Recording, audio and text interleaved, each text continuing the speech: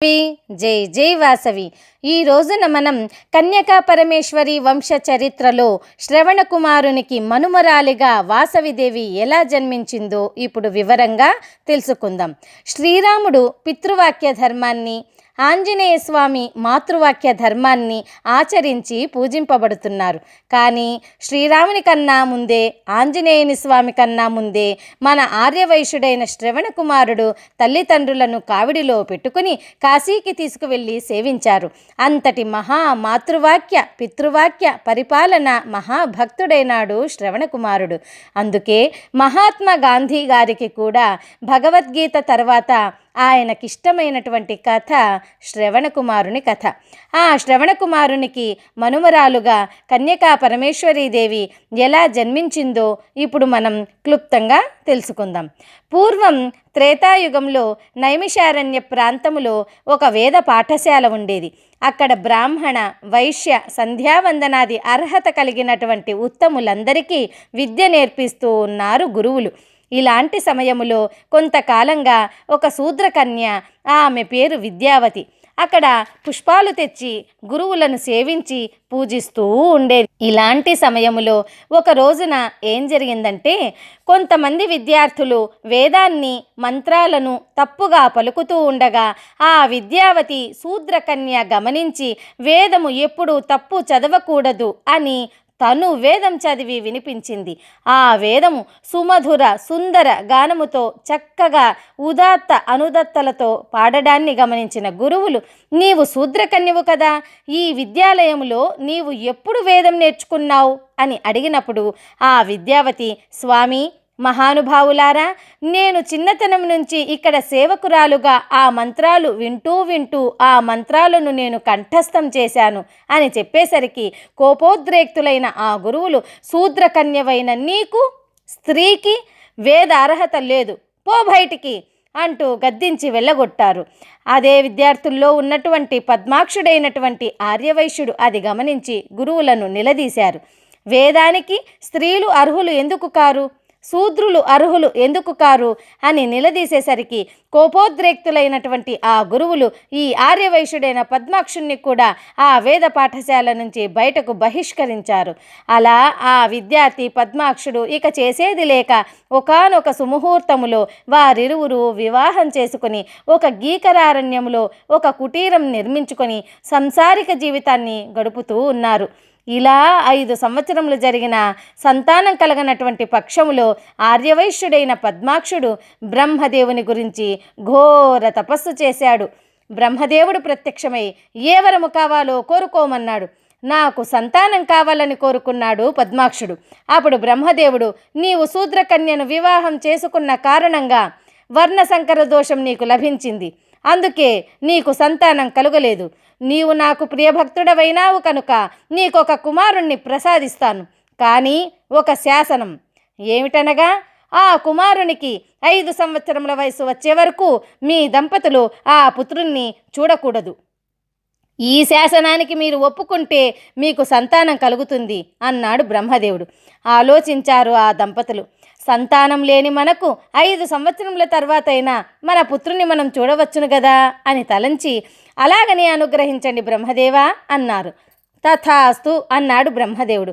అలా ఆ బ్రహ్మదేవుని యొక్క వరం కారణంగా ఈ పద్మాక్ష విద్యావతి దంపతులకు ఒక కుమారుడు శ్రావణ మాస పౌర్ణమి శుక్లపక్ష తిథిన జన్మించిన కారణంగా శ్రవణ కుమారుడు అనే పేరు ఆ పిల్లవానికి నామకరణం చేశారు. ఆ పిల్లవాడు పుట్టిన దగ్గర నుంచి తన పినతల్లి ఇంట్లో పిల్లవాడిని పెంచుతూ ఉన్నారు. ప్రతిరోజు ఈ తల్లి తండ్రి గోడ అవతలి వైపున ఉన్న తమ పిల్లవాడి మాటలు శ్రవణం చేస్తూ శ్రవణ కుమార, శ్రవణ కుమార అనే పేరు కూడా సార్థకమైందని పెద్దలు అంటారు.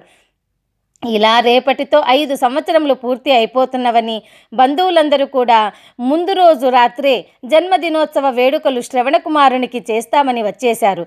కానీ ఒక్కరోజు తెల్లవారితే పిల్లవాడిని చూడవచ్చునని ఆనందాశ్రయాలతో, ఆనంద భాష్పాలతో పద్మాక్ష విద్యావతి దంపతులకి నిద్ర పట్టక ఒక్కరోజు ముందే ఆ పిల్లవాడిని చూడటానికి గోడ దిగి ఇటువైపు వచ్చే చూడనే చూశారు. భర్త చూచాడని భార్య, భార్య చూచిందని భర్త. ఒకరోజు ముందు బ్రహ్మదేవుని శాసనాన్ని కూడా మరచిపోయి చూసిన కారణంగా పద్మాక్ష విద్యావతి దంపతులిద్దరూ అంధులైపోయినారు. అలా కొంతకాలం గడిచిన తర్వాత శ్రవణ కుమారుడు పెరిగి పెద్దవాడైనాడు.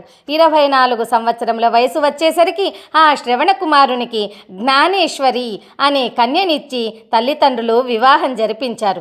ఆ జ్ఞానేశ్వరికి శ్రవణ కుమారునికి కొంతకాలానికి 2 పురుష బిడ్డలు కవల పిల్లలుగా జన్మించారు. వారిరువురికి సత్యవంతుడు, హేమవర్ణుడు అనేటువంటి పేర్లను నామకరణం చేశారు. ఇలా ఆ సత్యవంతునికి, హేమవంతునికి 5 సంవత్సరముల వయస్సు వచ్చింది. శ్రవణ కుమారుడు పిల్లలిద్దరికీ 5వ సంవత్సరం జయంతి ఉత్సవాల వేడుకలు చేస్తూ ఉండగా ఆ ఆనంద సమయంలో శ్రవణ కుమారుడు తన 2 పిల్లల్ని చెరో చంకన ఎత్తుకుని ఆనందంగా పాటలు పాడుతున్నాడు. ఆ దృశ్యాన్ని దూరం నుంచి కూర్చుని గుడ్డి దంపతులైన తల్లిదండ్రులిద్దరూ దుఃఖపడటం చూశాడు శ్రవణ కుమారుడు. తల్లిదండ్రుల దగ్గరికి వచ్చి, నాన్న, నేను నా 2 బిడ్డలతో ఆనందంగా ఉంటే మీరెందుకు దుఃఖిస్తున్నారు అని అడిగాడు. అప్పుడు పద్మాక్ష విద్యావతి దంపతులు ఇలా అంటున్నారు, నాయనా, నీ బిడ్డలకు 5వ సంవత్సరం వయసులో నీవెంత ఆనందపడుతున్నావో అలాగే నీకు 5వ సంవత్సరం వయసులో నిన్ను చూడాలని వచ్చి మేము అంధులమైపోయాము. ఆ రోజున మేము నిన్ను చూడలేకపోయినా ఈ రోజున నీ బిడ్డలను చూచే భాగ్యము లేకపోయింది అని దుఃఖించడం మొదలుపెట్టారు. అప్పుడు అర్థమైంది శ్రవణ కుమారుడికి, ఓహో, నా కారణంగానే మా తల్లిదండ్రులకు నేత్ర దృష్టి పోయింది కనుక నా కారణంగానే ఎలాగైనా నా తల్లిదండ్రులకు నేత్రాలు తెప్పించాలని ఆ శ్రవణ కుమారుడు అనేక మంది మహర్షుల పాదాలపైన సాష్టాంగ నమస్కారము చేసి, మహాత్ములారా, మా తల్లి తండ్రికి నేత్రాలొచ్చే మార్గం చెప్పండి అని దుఃఖంతో వేడుకున్నాడు. అప్పుడు మహాత్ములంతా దివ్య దృష్టితో చూచారు. బ్రహ్మదేవుని యొక్క శాసనాన్ని ఉల్లంఘించిన కారణంగా ఈ పద్మాక్ష విద్యావతి దంపతులకు నేత్రాలు పోయినాయి కనుక వారు కాశీయాత్రను సేవించి ఆ విశ్వేశ్వర స్వామి జ్యోతిర్లింగాన్ని తాకి ఆ చేతులతో నేత్రాలకు అద్దుకుంటే వీరికి నేత్ర దృష్టి రావచ్చును అని మహాత్ములంతా చెప్పారు. తక్షణం ప్రయాణమైనారు కాశీకి శ్రవణ కుమారుడు. అయితే పూర్వకాలంలో ఇప్పటి మాదిరిగా ప్రయాణ సాధనాలు ఏమీ ఉండేవి కావు. నడిచే వెళ్ళాలి, నడిచే రావాలి. కానీ వీళ్ళ వయోవృద్ధులు, దానితో పాటు అంధులు. వీరిని ఎలా ప్రయాణం చేయించాలి అని ఆలోచించి ఒక కావిడి తయారు చేశారు. ఆ కావిడిలో ఒకవైపున తల్లిని, ఒకవైపున తండ్రిని కూర్చోబెట్టుకొని ఇక కాశీ ప్రయాణమైనారు. తన భార్య అయినటువంటి జ్ఞానేశ్వరితో ఇలా అంటున్నాడు, ఓ ధర్మపత్ని, నేను కాశీకి వెళుతున్నాను. మా తల్లిదండ్రులకు నేత్రాలు వస్తేనే నేను ఇంటికి తిరిగి వస్తాను. బిడ్డలను జాగ్రత్తగా చూసుకో అని చెప్పి కాశీకి ప్రయాణమై బయలుదేరాడు. ఎండనక, వాననక, రాత్రనక, పగలనక ప్రయాణం చేస్తూనే ఉన్నాడు. ఇలా అయోధ్య పరిసర ప్రాంత అరణ్యంలోంచి ప్రయాణం చేస్తుండగా అదే సమయంలో, నాయనా, దాహం దాహం అంటూ తల్లి తండ్రి అన్నారు. ఆ సమయంలో చిన్న మూతి కలిగినటువంటి కూజా తీసుకొని నీళ్ల కోసం కొంత దూరంలో ఉన్న సరస్సు దగ్గరికి పరిగెత్తుకున్నాడు. అదే సమయంలో ఆ సరస్సులో చిన్న మూతి కలిగినటువంటి ఆ కూజాను నీళ్ల కోసం ముంచుతూ ఉండగా బుడుగు బుడుగు బుడుగు అంటూ ఆ కూజాను ముంచుతూ ఉండగా వచ్చినటువంటి శబ్దాన్ని ఆ సరస్సుకు అవతలి వైపున ఉన్నటువంటి అయోధ్య ప్రాంతరాజు అయినటువంటి దశరథ మహారాజు అదే సమయంలో వేటకొచ్చాడు. ఆ బుడుగు బుడుగు అనేటువంటి శబ్దాన్ని విని అదేదో జంతువు నీళ్లు తాగుతోందని భ్రమించి ఆ దశరథుడు శబ్దవేది అనేటువంటి బాణాన్ని తీసి ఆకర్ణాంతము లాగి బాణాన్ని విడిచాడు. ఆ బాణం వాయు వేగంతో వచ్చి శ్రవణ కుమారుని గుండెల్లో గుచ్చుకున్నది. హా పరమేశ్వరా అంటూ నేలకు ఒరిగిపోతూ ఉండగా దశరథుడు అక్కడికి పరిగెత్తుకుని వచ్చి, ఎవరు నాయనా నీవు అనగానే తన వృత్తాంతము అంతా చెప్పి, మా తల్లి తండ్రి దాహము కోసము ఉన్నారు, వెళ్ళి నీళ్లు అందించి బ్రతికించండి అని దశరథుని చేతిలో మరణించాడు ఆ శ్రవణ కుమారుడు. చాలా బాధతో దుఃఖంతో దశరథుడు ఆ నీటిని తెచ్చి ఈ గ్రుడ్డి తల్లిదండ్రులకు దాహార్తిని తీర్చాడు. వారు తమ కుమారుడే అనుకున్నారు. కానీ నిజం చెప్పక తప్పలేదు దశరథునికి. అమ్మా, నీ కుమారుడిని తెలియక ఏదో జంతువు నీళ్లు తాగుతోందని భ్రమించి శబ్దవేది అనే బాణంతో మీ కుమారుడు మృతి చెందాడమ్మా అని దుఃఖించాడు. అప్పుడు పద్మాక్ష విద్యావతి దంపతులు వారు దుఃఖించి చాలా బాధతో ఈ విధంగా అనుకుంటున్నారు. ఈ వృద్ధాప్యంలో అంధులమైన మాకు మన కుమారుడే మన పుత్రుడు మన దగ్గర లేనప్పుడు మనం మాత్రం ఏమి జీవించి సార్థకం? మనం ఇచ్ఛామరణంతో సహస్రారం నుంచే ప్రాణాన్ని విడిచి మనం కూడా మోక్షానికి వెళ్దామని వాళ్ళు మరణించే ముందుగా దశరథుణ్ణి శపిస్తున్నారు. ఓరీ దుష్టా దశరథ, మా వృద్ధాప్యంలో మా పుత్రుడు మా దగ్గర లేనప్పుడు మేము చనిపోతున్నాం కనుక నీకు కూడా నీ వృద్ధాప్యంలో నీ పుత్రులు నీ దగ్గర లేనప్పుడే నీవు మరణించెదవుగాక అంటూ వాళ్ళు ప్రాణాల్ని విడిచారు. కానీ ఆ అంధులైన దంపతులకు తెలియని విషయం ఏమిటంటే అప్పటి వరకు పాపం దశరథునకు సంతానం లేదనే విషయం వారికి తెలియదు.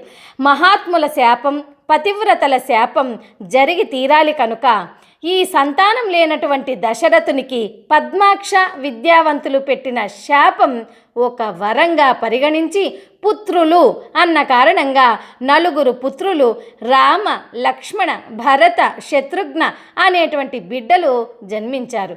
ఆర్యవైశ్యుడైనటువంటి శ్రవణ కుమారుని యొక్క మరణమే రామ జననానికి కారణమైంది. ఆ శ్రవణ కుమారుడే గాని లేకపోతే రాముడు లేడు, రామాయణము లేదు.